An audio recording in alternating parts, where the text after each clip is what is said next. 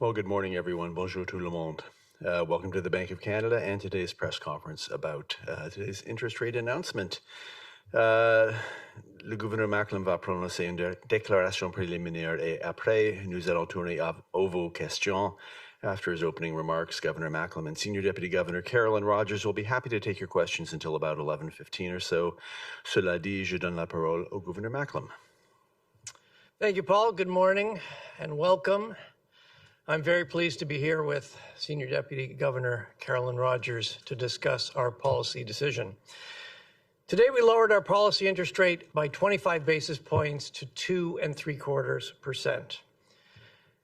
The Canadian economy ended 2024 in good shape. Inflation has been close to the 2% target since last summer. Substantial cuts to our policy interest rate through the second half of last year boosted household spending and strengthened economic growth. However, in recent months, the pervasive uncertainty created by continuously changing U.S. tariff threats have shaken business and consumer confidence.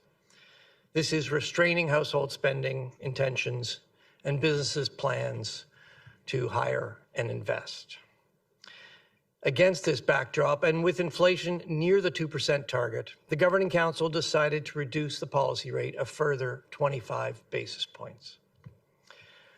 Looking ahead, the trade conflict with the United States can be expected to weigh on economic activity while also increasing prices and inflation. The Governing Council will proceed carefully with any further changes to our policy rate, given the need to assess both the upward pressure on inflation from higher costs and the downward pressure from weaker demand. L'économie canadienne a fini 2024 en bonne posture. L'inflation est autour de la cible de 2% depuis l'été. Les baisses importantes du taux directeur dans la deuxième moitié de 2024 ont stimulé les dépenses des ménages et la croissance économique. Mais les menaces tarifaires américaines qui changent de jour en jour ont causé beaucoup d'incertitudes ces derniers mois, ce qui a ébranlé la confiance des entreprises et les consommateurs. Résultat, les ménages ont l'intention de moins dépenser et les entreprises de moins embaucher et investir. Dans ce contexte, et avec l'inflation près de la cible de 2%, le Conseil de direction a décidé de réduire encore le taux directeur de 25 points de base. On prévoit que le conflit commercial avec les États-Unis va peser sur l'activité et faire monter les prix et l'inflation. Le Conseil de direction va aborder avec prudence tout changement futur du taux directeur. Il sera essentiel d'évaluer les pressions à la hausse sur l'inflation causée par les coûts plus élevés et les pressions à la baisse causées par la demande plus faible. So let me expand on these considerations. Economic data since our January monetary policy report suggests the Canadian economy ended 2024 on a stronger footing than we expected. Past interest rate cuts have boosted consumer spending and business investment, increasing domestic demand in the fourth quarter by a robust 5.6%. Overall, GDP grew 2.6% in the fourth quarter after upwardly revised growth of 2.2% in the third quarter. This growth path is considerably stronger than we were expecting based on the information we had in January. Job growth also strengthened around the end of the year before stalling in February. Growth in employment increased in November through January, surpassing labor force growth, and the unemployment rate declined to 6.6%. There are also signs wage growth is moderating. Inflation has remained close to the 2% target. The temporary GST-HST holiday has lowered some consumer prices, but January inflation came in a little firmer than expected at 1.9%. Inflation is forecast to increase to about 2.5% in March with the end of the tax break. Today, we published new survey data on what we are hearing from businesses and households. While it is still too early to see much impact of new tariffs on economic activity, our surveys suggest that threats to new tariffs and uncertainty about the Canada-US trade relationship are already having a big impact on business and consumer intentions.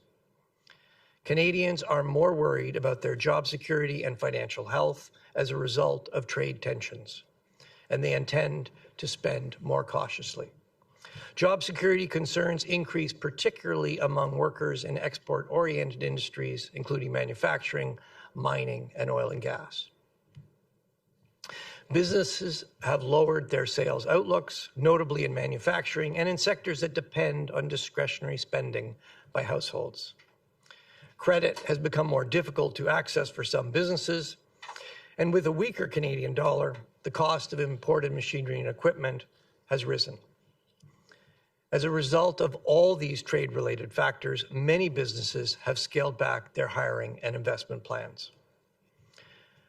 Our surveys also suggest business intentions to raise prices have increased as they cope with higher costs related to both uncertainty and tariffs. At the same time, inflation expectations have moved up as Canadians brace for the possibility of higher prices. This recent shift in consumer and business intentions is expected to translate into a marked slowing in domestic demand in the first quarter of this year. At the same time, merchandise trade data suggests businesses on both sides of the border have stocked up on imports in advance of tariffs. As a result, Canadian exports and imports are both expected to be stronger than expected in the first quarter. But the impact on exports looks to be bigger, which should provide some offset to weaker domestic demand in the quarter. Of course, this pull forward in exports likely means weakness ahead. If household and business spending intentions remain restrained, the combination of weaker exports and softer domestic demand would weigh further on economic activity in the second quarter. The impacts of uncertainty and tariffs on inflation are more difficult to assess. Uncertainty that weighs on household and business spending tends to put downward pressure on inflation, and new tariffs will hurt our exports and weaken business investment. But costs are rising too, and this will put upward pressure on inflation. A weaker Canadian dollar and new retaliatory tariffs both make imports more expensive. Businesses are also telling us that uncertainty itself has costs. It will take some time for the impacts of higher costs and weaker demand to work their way through the economy and affect the prices that Canadians will face. Governing Council will be tracing the impact of cost pressures through to consumer prices. We'll also be closely monitoring inflation expectations. Keeping medium and longer-term inflation expectations well anchored is imperative to ensure that any rise in inflation is temporary. Let me wrap up. À la fin de 2024, l'économie était solide. Mais nous voilà face à une nouvelle crise. Selon l'ampleur et la durée des droits de douane américaines, les effets économiques pourraient être graves. Déjà, l'incertitude fait des dommages. La politique monétaire ne peut pas neutraliser les effets d'une guerre commerciale. Mais elle peut et elle doit empêcher les hausses de prix d'alimenter l'inflation de façon durable. La priorité du Conseil sera de mesurer l'évolution et la force des pressions sur l'inflation, celle à la baisse due à l'économie plus faible et celle à la hausse due aux coûts plus élevés. Comme toujours, la Banque sera guidée par son cadre de politique monétaire et son engagement à maintenir la stabilité des prix au fil du temps. We ended 2024 on a solid economic footing. We are now facing a new crisis. Depending on the extent and duration of new U.S. tariffs, the economic impact could be severe. The uncertainty alone is already causing harm. Monetary policy cannot offset the impacts of a trade war.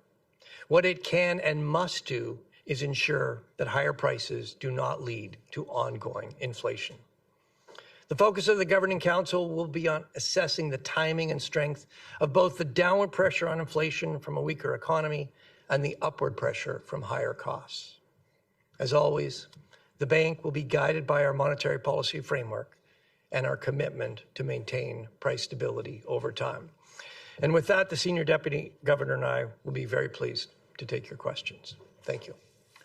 Okay, thank you, Governor. We will go to questions now. We'll start with the reporters here in the room in Ottawa, after which we'll go to those who have joined us remotely. We've got some work to do to get to everybody, so I'm going to ask you to limit yourself to one question only so that we can try to get to every outlet. If I forget to do so, please state your name and affiliation. And we have a few new folks with us here today. Please, in the room, please press the green button on the microphone in front of you to ask your question and activate your microphone.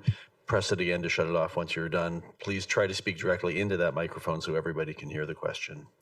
Avant de poser une question, veuillez vous identifier si je ne l'ai pas fait, et comme toujours, libre à vous de poser vos questions dans la langue officielle de votre choix. And with that, we will get started with Mark Rendell from the Globe and Mail. Thank you very much, Governor, for taking the question. You talk about the potential inflationary impacts of trade war, whether that's retaliatory tariffs, depreciation.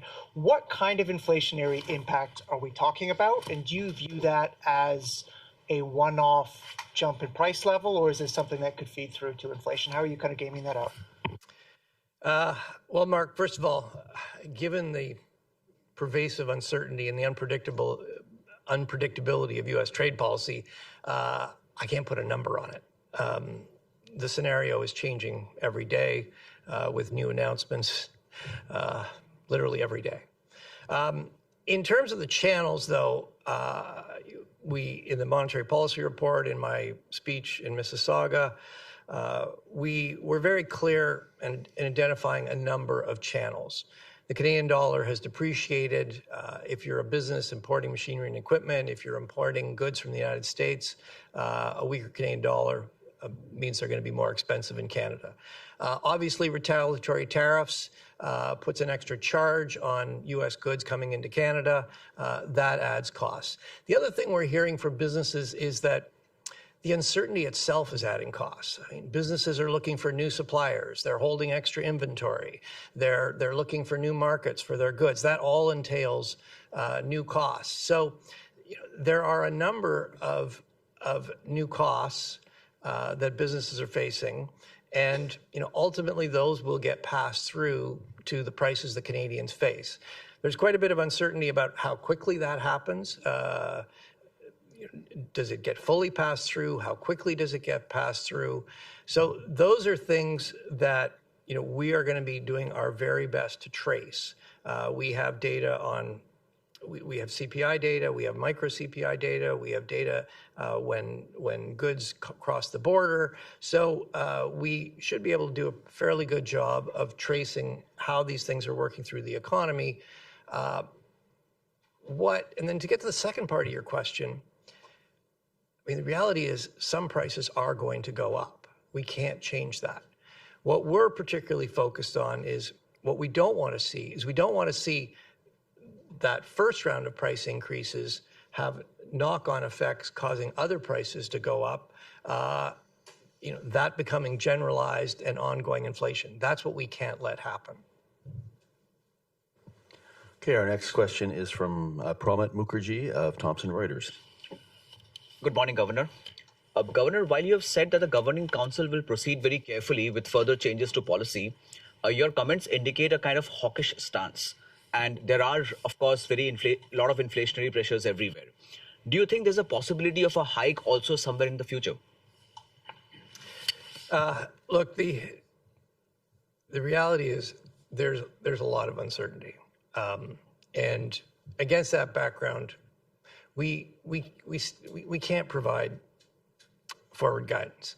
Look, what I can tell you is how we're thinking about monetary policy in the face of a trade war and what we're particularly focused on. So let me start with the first one. How are we thinking about it? We've been very clear, monetary policy cannot offset the impacts of a trade war. We're going to get weaker economic activity. We're going to get higher prices, higher inflation. We can't change that. What we can do is ensure that any rise in inflation is temporary. And what does that mean? What it means is we're going to do as much as we can to help the economy adjust to the painful adjustment to higher U.S. tariffs. But what we can do is limited by the need to control inflation. We can't lean against weaker growth and higher inflation at the same time. So what are we focused on? I'd highlight two things. First of all, and I discussed this a bit in response to Mark's question, we're focused on assessing the upward pressure on inflation coming from new costs and the downward pressures on inflation from weaker demand, both external demand and domestic demand. We're going to be doing our best to try to trace how those costs are working through the economy to the final goods prices that households face. That's, it's going to take some time for that to work through. The other thing we're focused on is inflation expectations. It's going to be critically important that medium and longer term inflation expectations remain well anchored. When that happens, any increase in inflation will be temporary. Inflation will come back to target. So those are the two things that we are particularly focused on. We'll go now to Mackenzie Gray, please. Hi, Governor.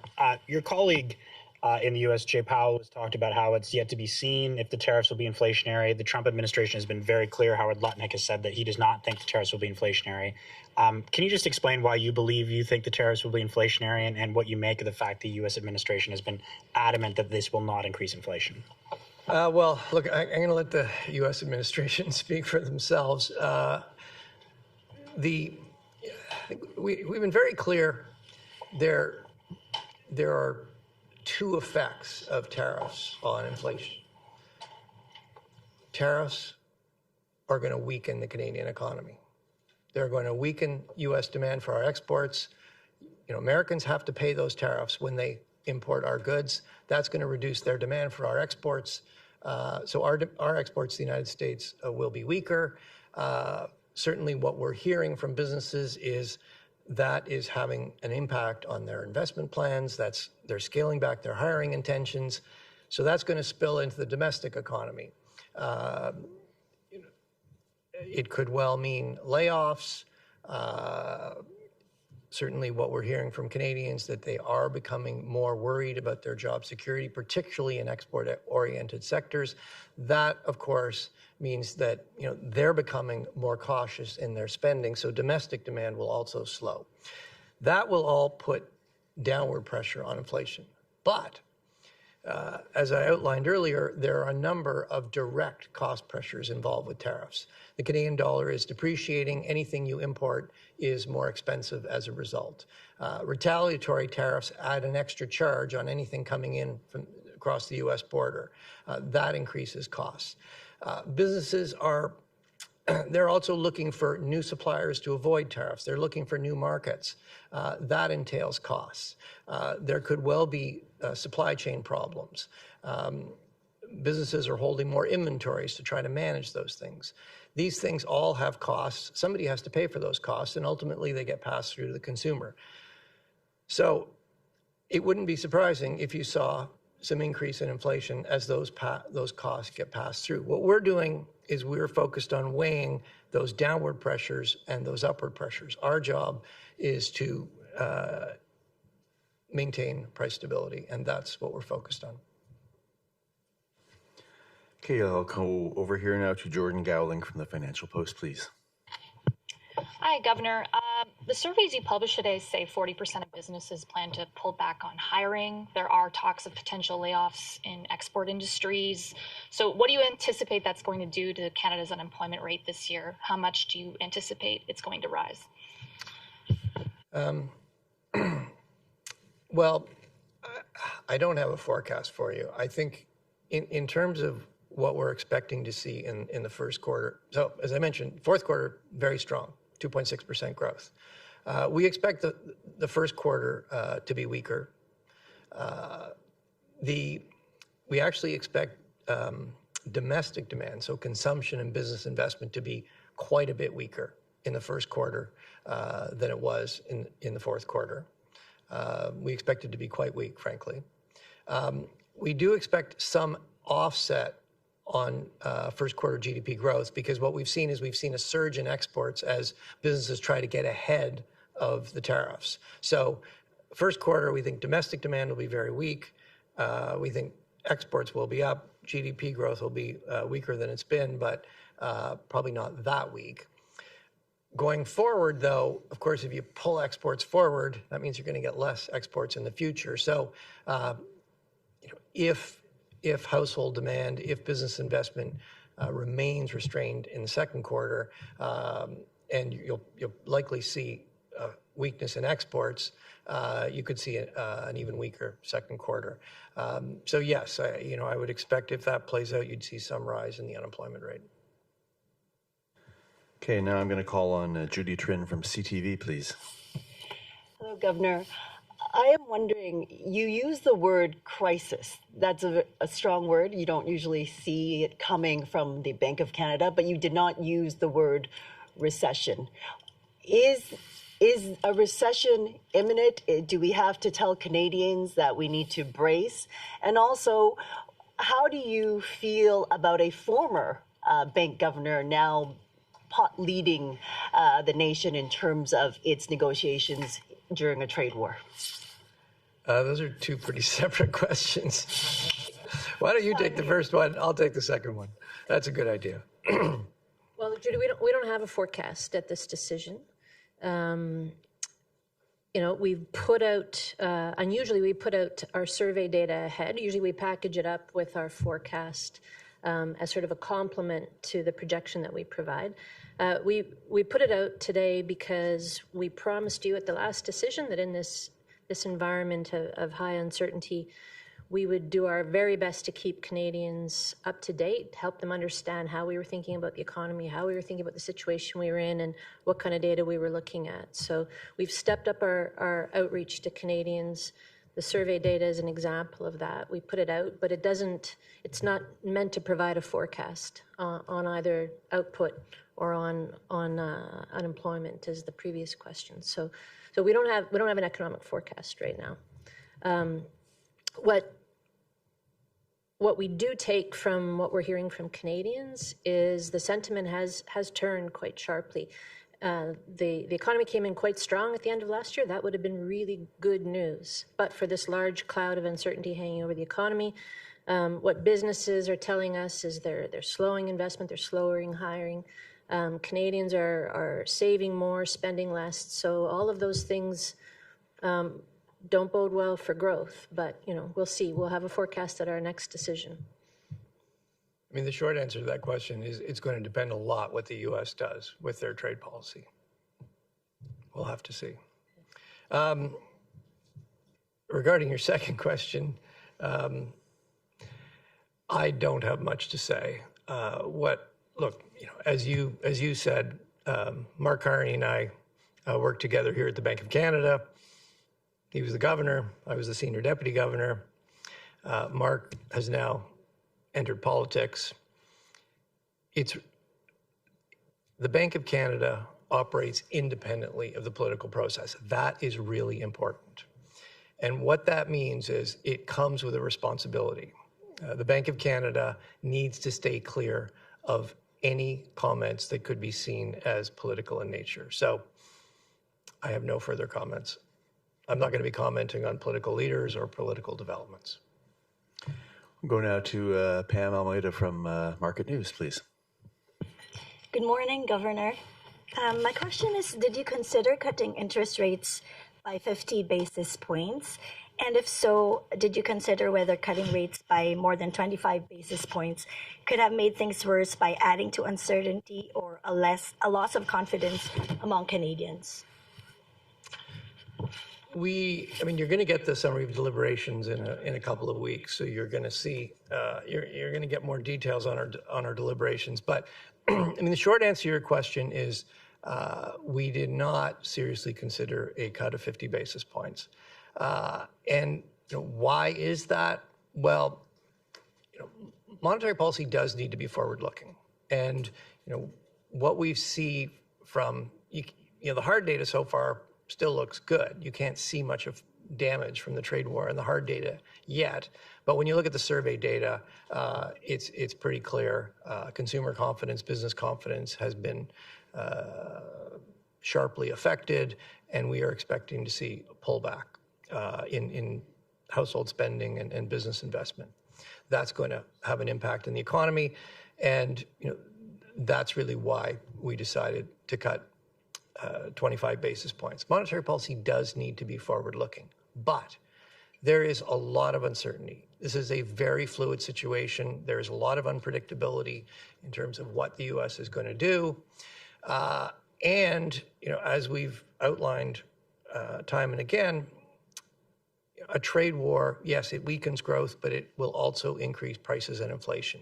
We've got to be very careful to balance those two. So against that background, we did not want to get ahead of ourselves. And we're going to be assessing these things carefully. That's going to take some time. And our message really is that we will proceed carefully with any further changes to our policy rate. Okay, next I'm going to go to Paul Vieira from the Wall Street Journal, please. I know, I'm aware that the Bank of Canada does not target for foreign exchange rates. However, the communications does talk about the impact of the Canadian dollar on a weaker Canadian dollar lifting prices. Will Bank of Canada officials be more sensitive about movements in the Canadian dollar when it comes to future rate decisions? Well, Paul, the Canadian dollar has certainly moved down largely as a result of the continuing tariff threats. It's actually been, it's been volatile day to day, but it hasn't changed that much since our last decision. Obviously, as the market keeps getting new information, new statements out of the U.S. administration, you're seeing some volatility in the dollar, but overall it hasn't changed much since our last decision. The Canadian dollar is reflecting what's going on, and it's moved, and that's something that we need to take account in our decisions. To some extent, it's a shock absorber. It will help the economy adjust to some extent. It offsets some of the impact for exporters, or at least some exporters, depending on the nature of their business, not everybody.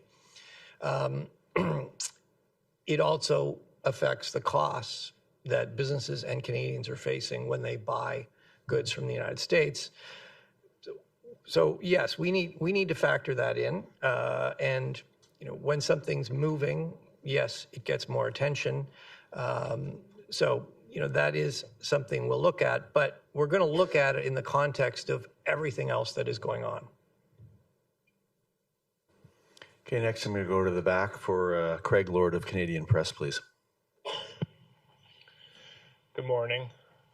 How much of a role do you think Canada's own retaliatory tariffs will play in the economic shock and the inflation shock compared to the U.S. actions?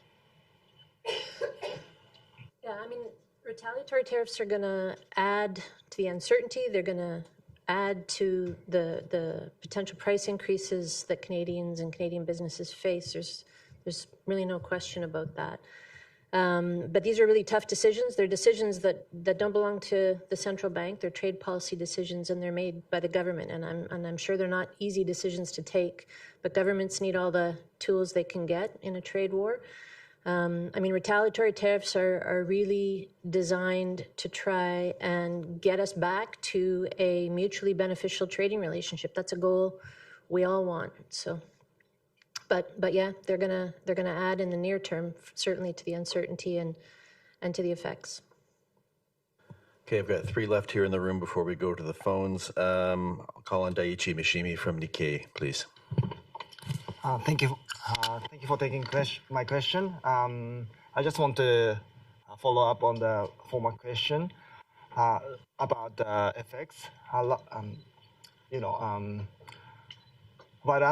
while I understand that you don't target currency rate itself, do you think that depreciation of the Canadian dollar has a stronger impact on economic activity than the traditional pass-through, where cutting rates boost investment and consumption? Thank you. Look, certainly in an open economy like Canada's, part of the way monetary policy works is through the exchange rate. And I mean, you have to abstract a bit from the current situation, but in a normal situation, when we cut interest rates, that tends to depreciate the Canadian dollar. So when you cut interest rates, that supports domestic demand, that lowers the cost of credit for businesses, for Canadians borrowing, that tends to stimulate domestic demand. The depreciation of the exchange rate tends to make Canadian exports more competitive, and so that boosts foreign demand. So they both work in the same direction, and that's part of the way monetary policy works. As I said, the fact that we've been lowering interest rates has had some effect on the Canadian dollar. I think if you look at the timing of the effects and the magnitude, our assessment is that they're more related to the uncertainty and the trade actions created by the U.S. government. But yes, that, as I said in the previous question, the exchange rate is operating as somewhat of a shock absorber. It's certainly not perfect, and it has some cost consequences as well, and we'll have to take that into account along with everything else as we move forward. Okay, Randy Thantong Knight from Bloomberg is next. Hi, Governor. How would you characterize the current level of interest rates? Would you call it neutral, or is it slightly stimulative? Well, there's always a lot of uncertainty about exactly where neutral is. We do our best to estimate neutral, and we have a number of different approaches to do that. We do that once a year. I think the next meeting we will be, at our April meeting, we will be having another look at that. Right now, actually, our estimate of neutral is centered on 2 3/4, which is where we are. What we actually put out is a range reflecting to try to give some idea of the uncertainty. But yes, I think the Governing Council thinks of us as in that neutral range. And last here in Ottawa is Kevin Carmichael from The Logic, please. Good morning. Household debt in Canada is extremely elevated. Public debt is elevated. Markets are volatile again. The President of the United States is musing about defaulting on debt.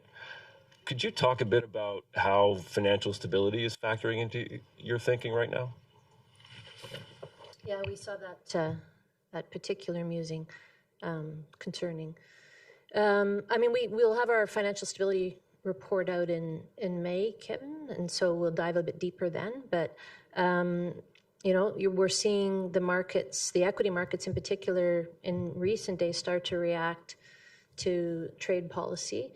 There was some thinking that maybe they were underestimating effects, but I think reality is sinking in. We're seeing the equity markets move around. We're seeing yields move around, spreads move around, as I think everybody sort of digests what's coming out of the White House. So it's certainly adding to volatility. We haven't seen it really have a destabilizing effect in Canada so far, but that's something we'll watch closely. But these are questions that we'll definitely dive deeper on in May when we put out our financial stability report. Okay, that's it for the room here in Ottawa. We're going to go to the reporters who have joined us remotely now.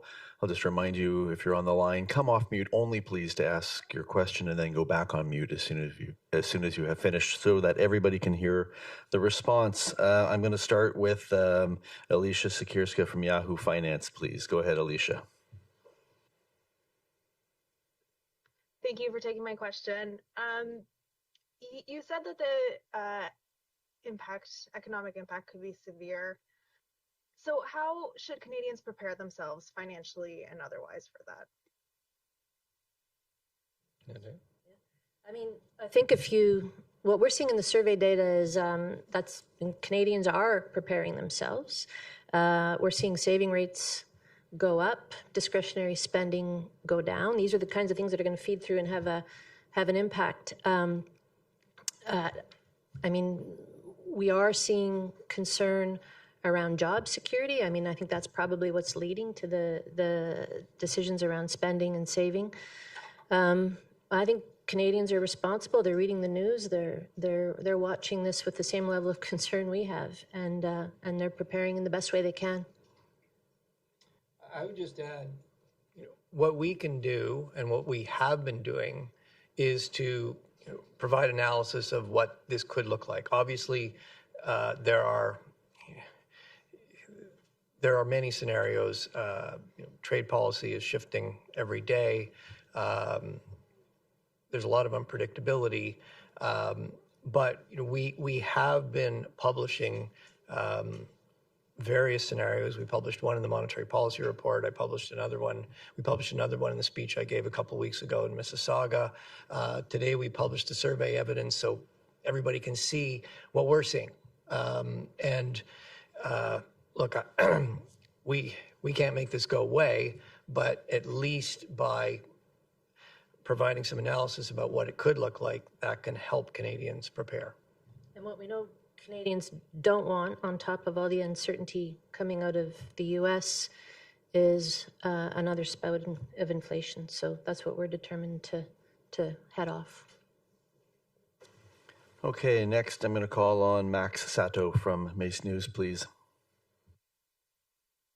Good morning, all. My question is for both of you, Governor and Senior Deputy Governor. Under the current market conditions with the threat of a global trade war, could we say it is better to have a stronger Canadian dollar than a weaker one for households and businesses from the viewpoint of keeping import costs lower, or do we also have to watch out for the negative impact of a stronger Canadian dollar on exporter profits? Well, maybe I'll start off here. Well, first of all, I just want to remind you, we don't target the Canadian dollar. In fact, the flexible exchange rate is part of our monetary policy regime. It is what allows us to gear monetary policy to the needs of the Canadian economy, the needs of Canadians. The dollar is determined in markets. It fluctuates. And as I said in previous questions, what you're seeing in the dollar is reflecting what's going on. It has depreciated, and that largely reflects the continued threats by the U.S. administration of significant tariffs. I don't know, do you want to add much? I think we've said a lot about the U.S. dollar, Canadian dollar right now. So. Okay, I've got 3 questions left. I'll go now to Anna Pereira from the Toronto Star. Hi, good morning. So I know you've already addressed much of this today, but I wondered if you could expand on the mechanism through which you see tariffs pass through to consumer prices.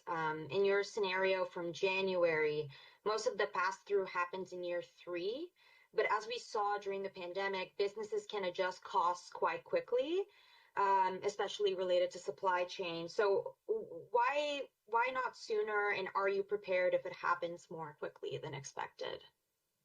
Well, it's a very good question. And well, the reality is there's a lot of uncertainty about that, and we are concerned, but that's why we're tracking it. But perhaps you want to expand on that. Yeah, I mean, the speed of pass-through and the magnitude of pass-through are 2 of the big questions, the big uncertainties.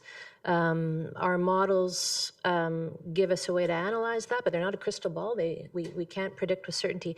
I mean, you're drawing a comparison to the pandemic, and I think there are some similarities. I mean, a trade war is a supply shock. It's going to disrupt supply chains. It's going to affect production costs and production capacity. So in that sense, it's similar to what we saw in COVID. What is different, though, is the supply constraints in COVID ran headlong into a surge in demand as we all came out of lockdowns and we had a lot of pent-up demand for goods and services. So the economy was running really hot at the same time as we had supply constraints. And that was an environment where businesses could pass through price increases really quickly, and that's what we saw. What we expect in a trade war is more likely is we will see lower demand, and you see that really in the survey data that we were just talking about. Canadians are planning to spend less. They're worried about job security, so we don't expect that the supply constraints from the tariffs and the trade war will run into the same surge in demand we saw. So that could mean that we don't see the speed or the magnitude of pass-through to prices. But as the governor said, that's a big question. We'll be watching it carefully. And the only thing I would add is that it depends exactly on what the good is. On things like fruit and vegetables, for example, if you're buying fruit and vegetables from the United States, you'll probably see pretty rapid pass-through on something like that. These are perishable goods.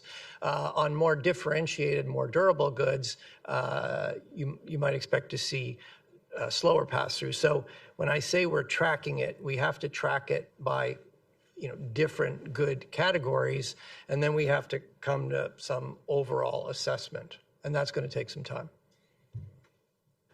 Okay, I'll go now to Rob McClister from Mortgage Logic News. Go ahead, Rob. Good morning. Longer-term inflation expectations are obviously critical, but short-term expectations usually react quicker, and they're rising as we speak. So given it's hard for people to make predictions far into the future, is there any validity to weighting short-term inflation expectations more than long-term expectations when forecasting inflation trend changes? Well, I mean, the short answer is, look, we look at them both. But, I mean, given the tariff threats, given the depreciation of the Canadian dollar, given the clear intention of the Canadian government to respond with retaliatory tariffs, you can understand why people's perceptions that inflation could go up have increased. They see there could be some new costs, and that's going to cause new price increases. And as I said to one of the previous questions, actually, monetary policy can't stop that. Some prices are going to go up. What we want to make sure is that those first direct price increases don't knock on to, spill over into other price increases and becoming ongoing inflation. And one of the ways that we look at that is we focus on medium to long-term expectations, because if people begin to believe that the rise in inflation, which is raising short-term inflation expectations, is going to persist, you'll start to see that in their medium and longer-term inflation expectations, and that would certainly be a big warning sign for us. Et en terminant, passons maintenant à Philippe Desmontigny du réseau Radio-Canada.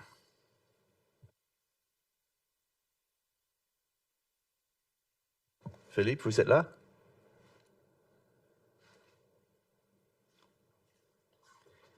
Et il m'a dit qu'il a voulu une question. No?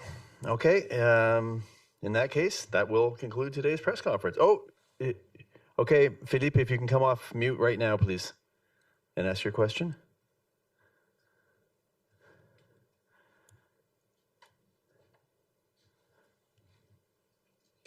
Okay, we're having a technical problem hearing you, unfortunately, so we'll have to get you the next time. Apologies for that. That will conclude today's press conference. Thank you to the Governor and Senior Deputy Governor. Thank you all for joining us. We'll see you in about 5 weeks.